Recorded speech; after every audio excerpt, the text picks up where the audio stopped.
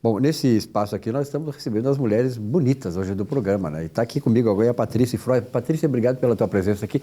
Muito prazer te conhecer pessoalmente. Eu que agradeço, o prazer é todo meu. E a Patrícia, ela atua numa área importante, que é do agronegócio. Ela é advogada desse segmento que é o agronegócio, que é hoje o mais importante do Brasil. Nós sabemos, né, que o agronegócio do Brasil hoje é o modelo mundial. Nós abastecemos aí, nós alimentamos quase 1 bilhão e 200, 1 bilhão e meio de pessoas no mundo inteiro.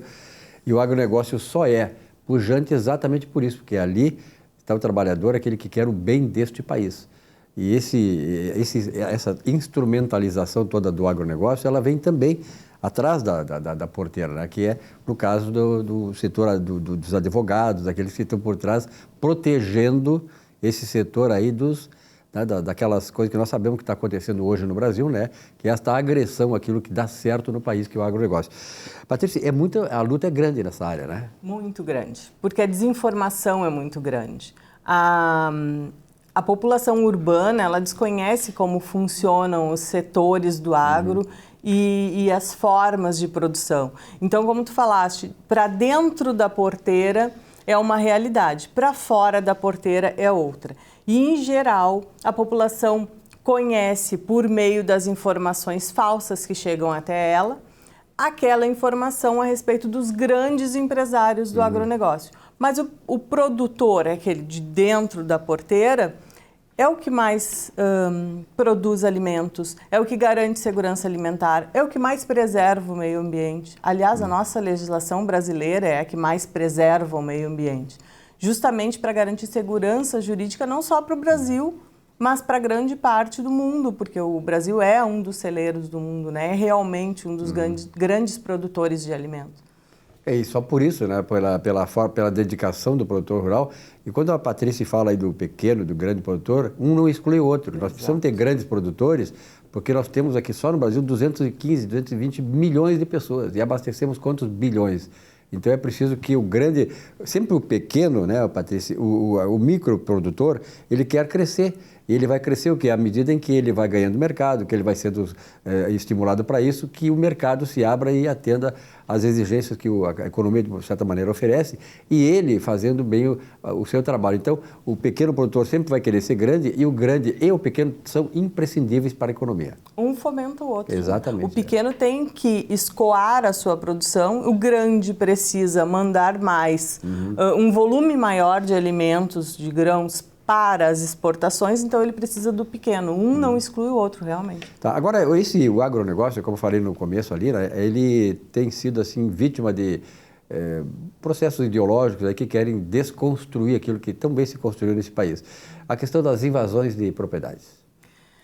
Essa é uma questão que se fala muito hoje, porque tem acontecido nos últimos meses um número excessivo de invasões irregulares e ilegais. Por que irregulares e ilegais? Porque o Estatuto da Terra, ele prevê formas de desapropriação para fins de reforma agrária. Porém, essa desapropriação ela tem que seguir determinado ritual. Então, não é como estão fazendo, invadir uma propriedade, acampar, muitas vezes acabar com a pesquisa tecnológica que existe naquela propriedade. Destruir a propriedade. Destruir a propriedade, destruir as benfeitorias que existem nessa propriedade.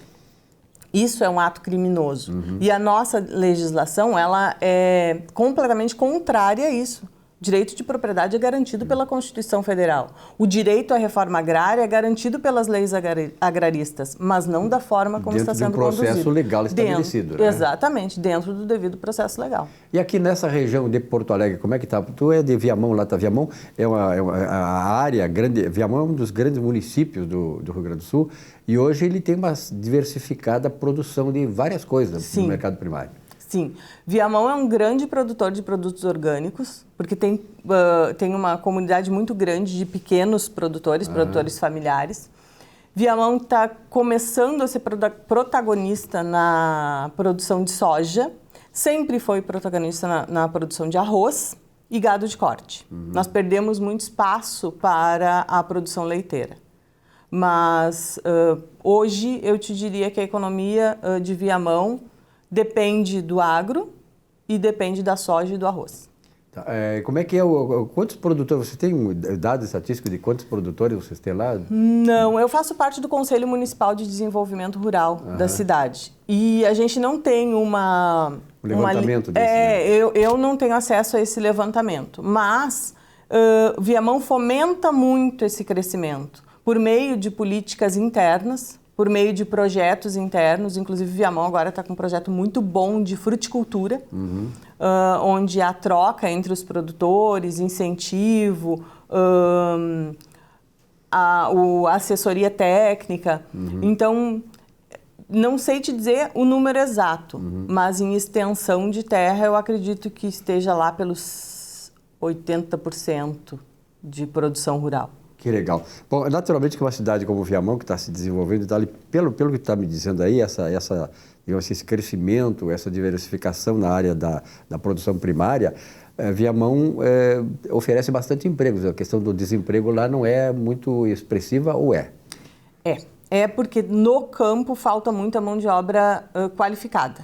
Sim. No campo é muito escasso. E Viamão não tem grandes indústrias. Então, a gente acaba... mais de serviços, né? Exato. E Viamão acaba fornecendo mão de obra para as outras cidades do entorno. Inclusive Porto Alegre. Principalmente Porto Alegre. Infelizmente, não é essa a nossa realidade hoje. Nós gostaríamos que a mão de obra ficasse em Viamão, mas não... E uma das coisas que, quando a gente fala com pessoas que vêm aqui, por exemplo, tivemos um pessoal aqui da semana passada de São Leopoldo, Novo Hamburgo e tal, o pessoal vem aqui muito no programa, a questão da violência na cidade. Vocês sofrem muito lá a violência, porque a violência está disseminada por todo o tecido social, né? Mas nessas cidades mais próximas das grandes capitais também elas acontecem. Muito, muito. Tanto urbana quanto rural. A gente tem muito assalto a sítio. Muito. A violência no campo está muito grande em Viamão. Uma pena, né? Uma que pena. Hoje nós temos aí, de certa maneira, uma ideologia que, de certa maneira, até fomenta isso e defende essa criminalidade. Que é uma pena, nós estamos num narco-estado, esta é a grande verdade.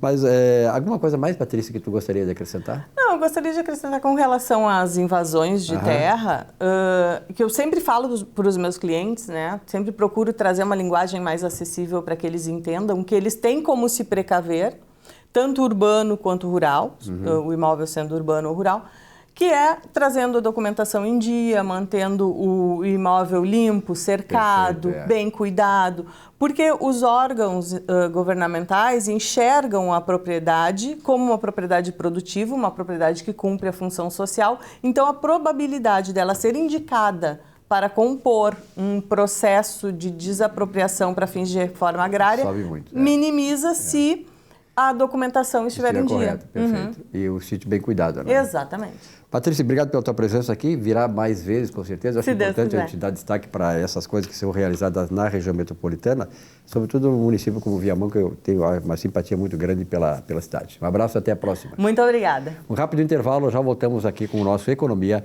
e Desenvolvimento. Até já.